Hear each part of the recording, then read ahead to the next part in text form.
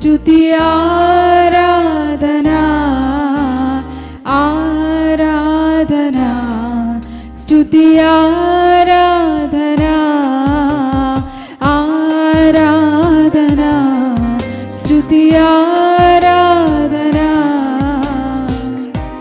నీ వంటి వారు ఒక్కరును లేరు నీవే అతి శ్రేష్ఠుడా దూతగణములు నిత్యము కొలిచే నీవే పరిశుద్ధుడా నీ వంటి వారు ఒక్కరును లేరు నీవే అతి శ్రేష్ఠుడా దూతగణములు నిత్యము కొలిచే నీవే పరిశుద్ధుడా నిన్న నేడు మారని ఆరాధనా స్తుతి ఆరాధనా ఆరాధనా స్తుతి ఆరాధనా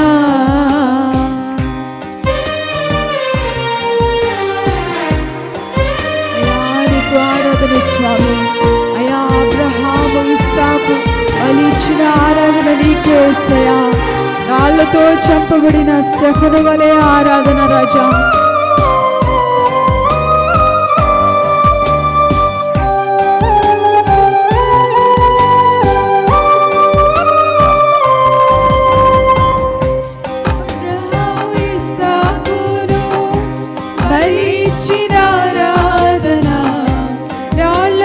చంపబడిన స్టెఫను వలె ఆరాధనా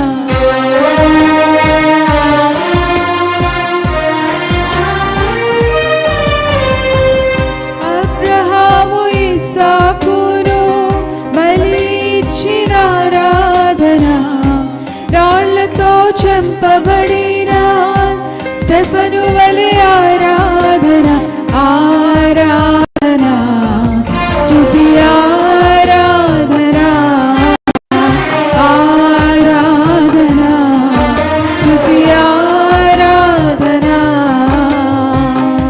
10,000లో అతి సుందరుడా నీకే ఆరాధనా ఇహ పరములో ఆకాంక్షణీయుడా నీకు సాటెవ్వరు 10,000లో అతి సుందరుడా నీకే ఆరాధనా ఇహ పరములో ఆకాంక్షణీయుడా నీకు సాటెవ్వరు నిన్న నేడు మారని ఆరాధనా స్తుతి ఆరాధనా ఆరాధనా స్తుతి ఆరాధనా దానియేలు సింహపు బోరులో చేసిన ఆరాధనా వీధులలో నాట్యమాడిన దావీదు ఆరాధనా సింహపు బోరులో చేసిన ఆరాధనా వీధులలో నాట్యమాడిన దావీదు ఆరాధనా ఆరాధనా స్తుతి ఆరాధనా ఆరాధనా స్తుతి ఆరాధనా ఆరాధనా స్తుతి ఆరాధనా ఆరాధనా స్తుతి స్తుతి ఆరాధనా. నీ వంటి వారు ఒక్కరును లేరు, నీవే అతి శ్రేష్ఠుడా. దూతగణములు నిత్యము కొలిచే నీవే పరిశుద్ధుడా. నీ వంటి వారు ఒక్కరును లేరు, నీవే అతి శ్రేష్ఠుడా. దూతగణములు నిత్యము కొలిచే నీవే పరిశుద్ధుడా. నిన్న నేడు మారని ఆరాధనా, స్తుతి ఆరాధనా, ఆరాధనా, స్తుతి ఆరాధనా, ఆరాధనా, స్తుతి ఆరాధనా, ఆరాధనా, స్తుతి ఆరాధనా, ఆరాధనా, స్తుతి ఆరాధనా, ఆరాధనా, స్తుతి ఆరాధనా.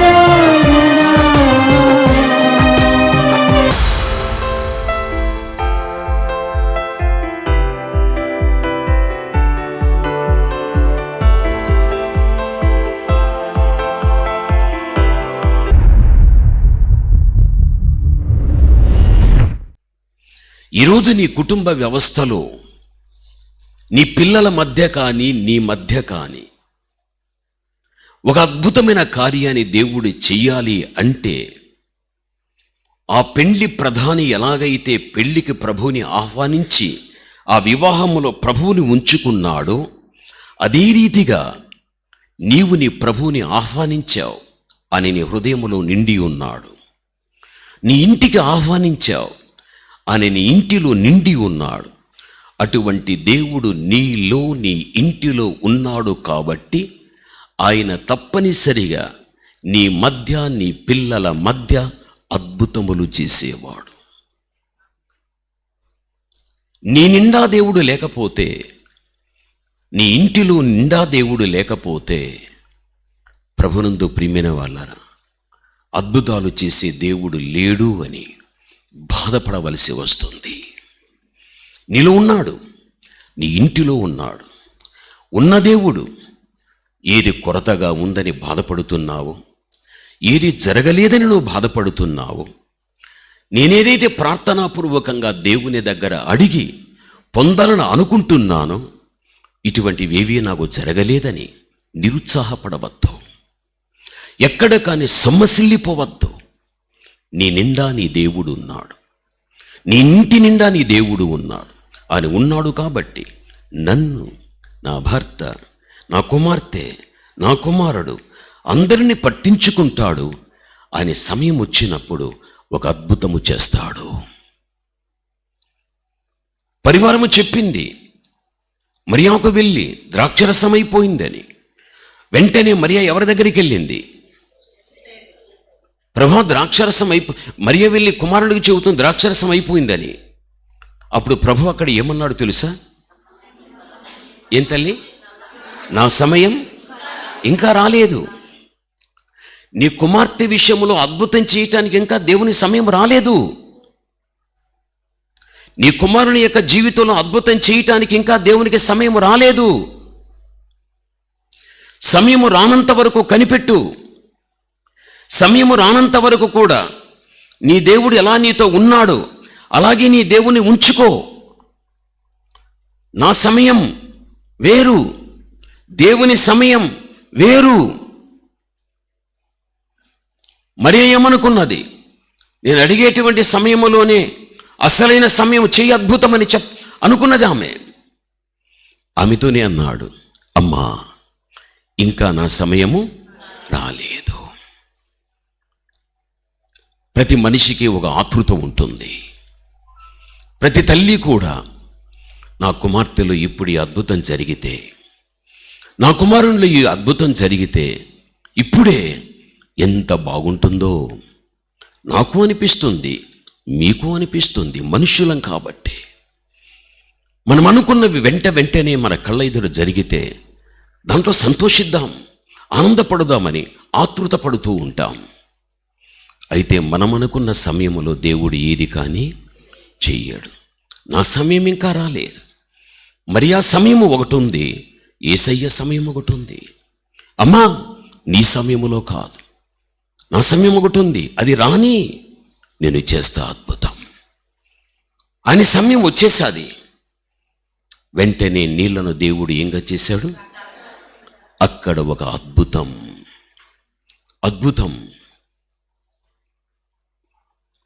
ద్రాక్షారస కొరత ఏర్పడితే పెండ్లి ప్రధానికి అది అవమానం కాదా? ఈరోజు నీ జీవితంలో కూడా నా పిల్లల్లో ఈ కార్యం జరగలేదే, నా జీవితంలో నా కుటుంబంలో ఈ కార్యం జరగలేదే. నువ్వు ఇతరులను పోల్చుకుంటావు, ఇతర పిల్లలను పోల్చుకుంటావు, ఇతర కుటుంబాలను పోల్చుకుంటావు. వారిలో జరిగినట్లుగా నా కుటుంబంలో ఎప్పుడు జరుగుతుంది, వారికి జరిగాది నాకు జరగలేదు, వారి ఎదుట నాకు ఇది ఒక అవమానంగా ఉంటున్నదే అని ఒక్కొక్కసారి నువ్వు బాధపడుతావు. బాధపడద్దు. నిన్ను తల ఎత్తుకునే దానిగా దేవుడు చేస్తాడు, నిన్ను తల ఎత్తుకునేవానిగా దేవుడు చేస్తాడు. ఆయన సమయానికి నీవు అవకాశాన్ని ఇచ్చేసేయి. అది నేడు కావచ్చు, లేక రేపు కావచ్చు, ఆ మీదట కావచ్చు, అది ఎప్పుడైనా కావచ్చు. అంతవరకు ఓపికతో నీవు కనిపెట్టు. కృంగిపోవద్దు, చెంపల మీదుగా కన్నీలు కాచద్దు.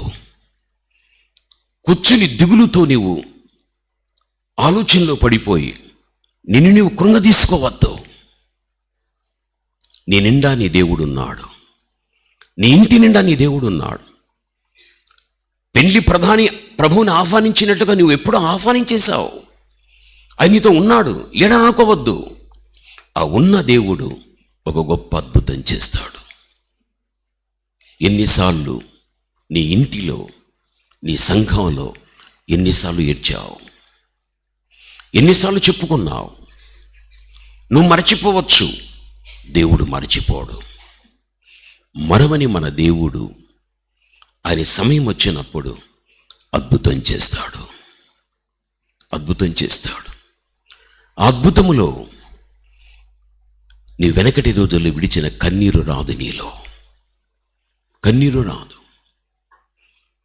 కొంతమంది కోసం ప్రార్థించడం జరుగుతుంది.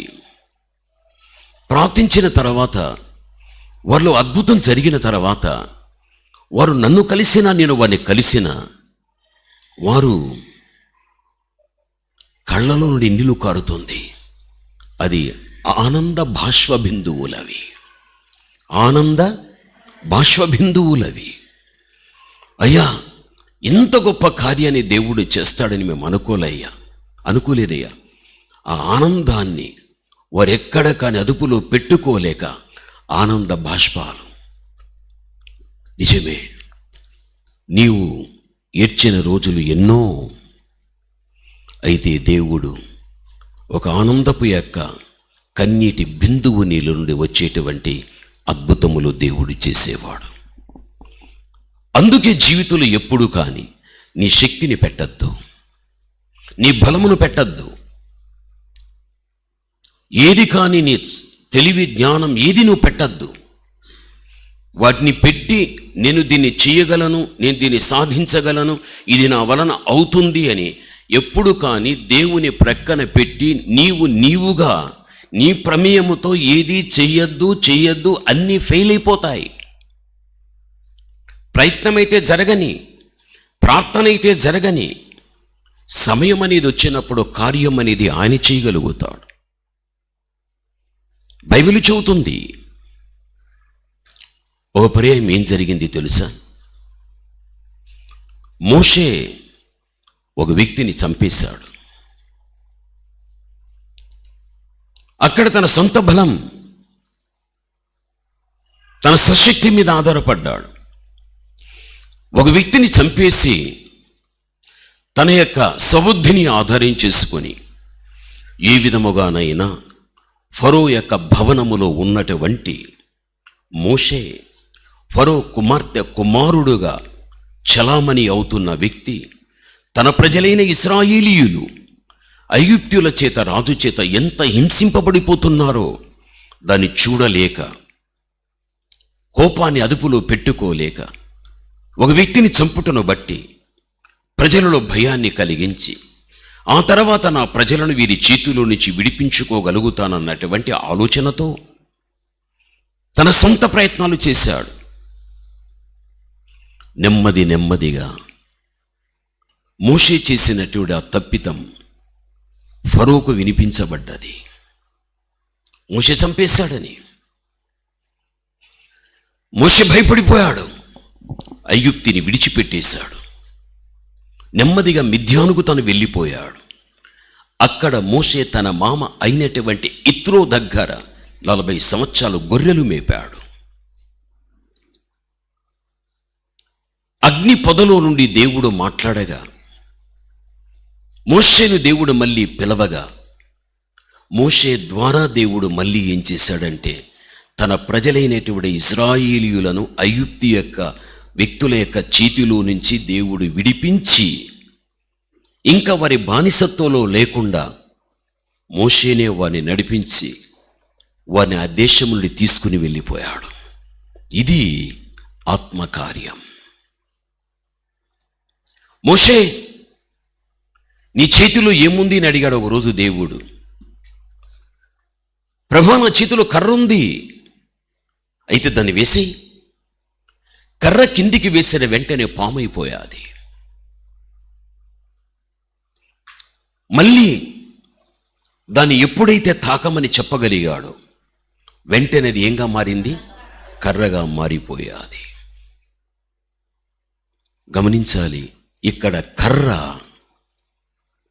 దేని సూచిస్తుంది అంటే మోషే సొంత బలం, సొంత జ్ఞానం, సొంత తెలివితేటలు. దాన్ని వేసి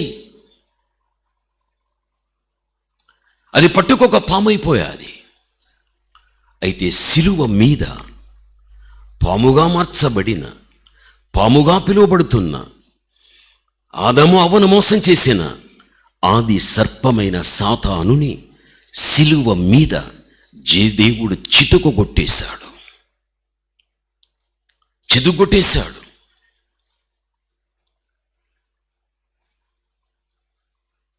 నిర్గమకాండం 7వ అధ్యాయంలో మనం చూస్తే బైబిల్ ఒక మాట మనకు చెబుతుంది.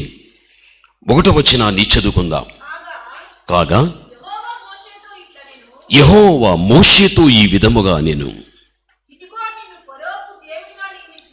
ఇదిగో ఫరోకు నేను నిన్ను దేవునిగా నియమించి తిని అని నిర్గమకాండం 7వ అధ్యాయం ప్రారంభ వచనములు మనము చూడగలం. ఎప్పుడైతే పరిశుద్ధాత్మ ద్వారా దేవుడు కార్యాలు మోషే దగ్గర మొదలు పెట్టడం అనేది జరగగలిగాదో, మోషేతో అంటున్నాడు దేవుడు, మోషే, ఐగుప్తి రాజైన ఫరోకు నిన్నేంగా చేస్తాను? దేవునిగా చేస్తాను. ఫరోకు మోషే దేవుడు. ఎంత గొప్ప మాట! శక్తితో బలంతో కాదు, ఆత్మ ద్వారానే జరుగుతుంది. ఎప్పుడు మోషే దగ్గర ఆత్మ కార్యాలను దేవుడు ప్రారంభించడము జరగగలిగాదో అప్పుడు దేవుడు మోషేతో, ఫరోకు నిన్ను దేవునిగా పెట్టగలుగుతా నేను.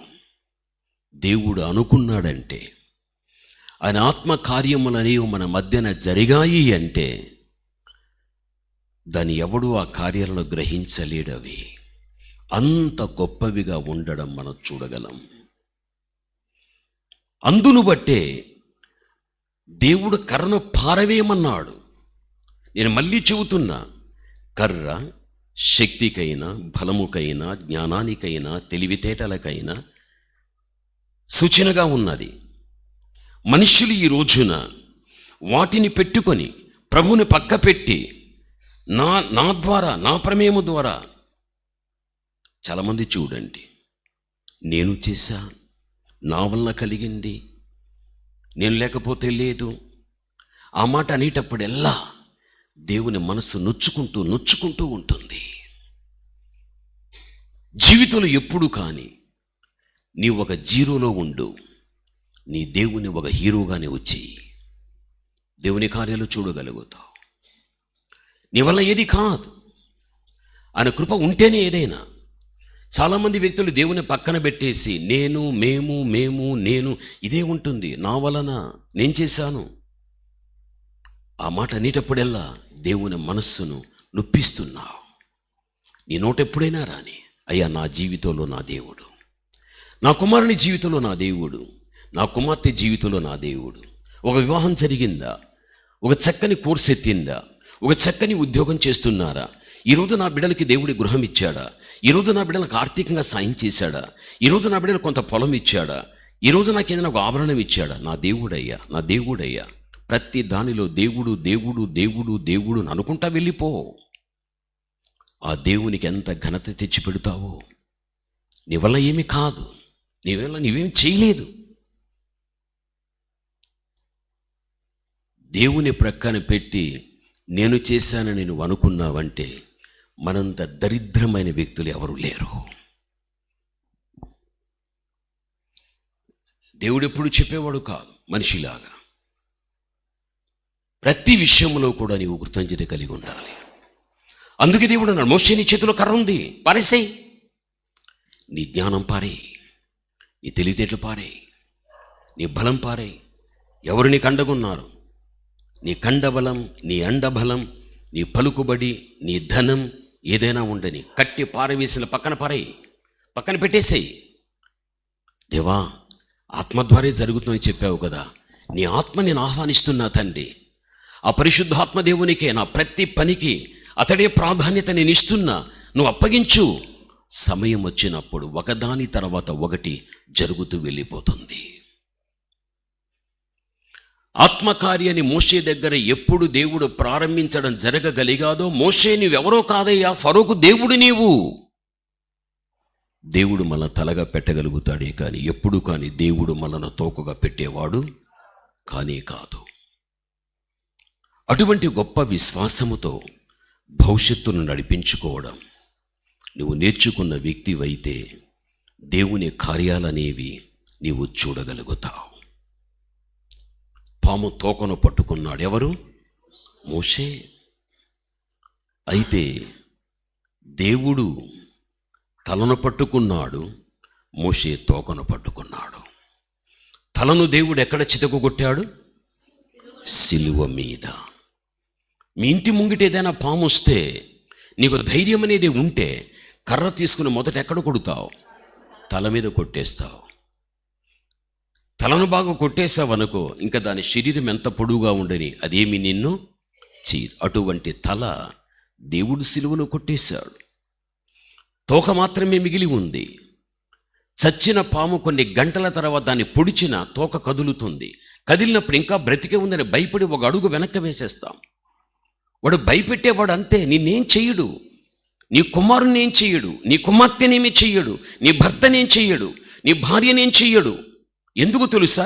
బైబిల్ అంటుంది, వాడు గర్జించు సింహము వలె ఎవరిని మృంగుదునా. ఆ మాట చెప్పబడవచ్చు కానీ వాడు దీనిలో ఒకటి పెట్టవచ్చు, ఒకటి తీసేయచ్చు. ఒక పెట్టేది ఏమిటి అంటే వాడు గర్జిస్తాడు, తీసేది ఏది అంటే వాడు మింగలేడు. వాడు గర్జించే సింహం ఎవరిని మృంగుదునా. వాడు మింగలేడు నిన్ను, నీ కుటుంబాన్ని. గర్జిస్తాడు. వాడు గర్జించి భయాన్ని పుట్టిస్తాడు. ఈరోజు నువ్వు భయపడే తల్లిగా ఉన్నావా? భయపడే తండ్రిగా ఉన్నావా? నువ్వు ఏ తల్లిదండ్రుల పిల్లలో మీరు భయపడే వ్యక్తులుగా ఉన్నారా? దేనిని భయపడవద్దు. భయం అపవాదిది, ధైర్యం దేవునిది. కాబట్టి నీ జీవిత భవిష్యత్తు నీ చేతుల్లో లేదు. నీకు జన్మ ఇచ్చిన నీ దేవుని చేతిలో ఉన్నది. ఆయన నిన్ను పట్టుకునేవాడు, ఆయన నిన్ను నడిపించేవాడు. జీవితంలో ఎక్కడ కానీ ఎడవద్దు, కృంగిపోవద్దు, నెమ్మది లేకుండా బ్రతకవద్దు. వీటన్నిటి నుంచి కూడా తప్పించే సమర్థత కలిగిన పరిశుద్ధాత్మ దేవుడు ఉన్నాడు. అందుకే బైబిల్ ఏమి చెబుతుంది? నాతో పాటు చెప్పండి. శక్తితో బలముతో కాదు, ఆత్మ ద్వారా సమస్తం జరుగుతుంది. అది ఏదైనా కానీ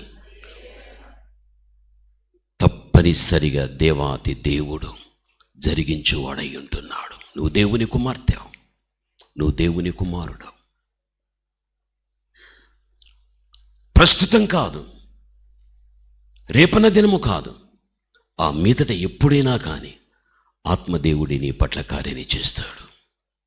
నేను మళ్ళీ చెబుతాన్నా, నీ నిండా నీ దేవుడు ఉన్నాడు, నీ ఇంటి నిండా నీ దేవుడు ఉన్నాడు. అక్కడ ఆ వివాహ కార్యంలో దేవుడు ఉన్నాడు. అందుకే అక్కడ కొరతను బట్టి పెండ్లి ప్రధాని బాధపడవచ్చు. అయితే కొరతను తీసి అద్భుతము చేసి అందరూ సంతృప్తి నొందారు. ఆ రోజునున్న దేవుడు, ఆ రోజు చేసిన అద్భుతం, అదే దేవుడు ఈ రోజున్నాడు. ఆ రోజున్న దేవుడు ఏ అద్భుతం చేశాడు, ఆ దేవుడు ఈ రోజు ఉన్నాడు. ఆ దేవుడు ఏ ఏ రూపములో నీలో నీ పిల్లలు అద్భుతం చేస్తాడో నీకు తెలియదు అని సమయం రాని అంతవరకు కనిపెట్టు. దేవుని కార్యాలు తప్పనిసరిగా నీవు చూడగలవు. బైబిల్ అదే చెబుతుంది. కాబట్టి పరిశుద్ధాత్మ ద్వారా సమస్తము జరుగుతుంది.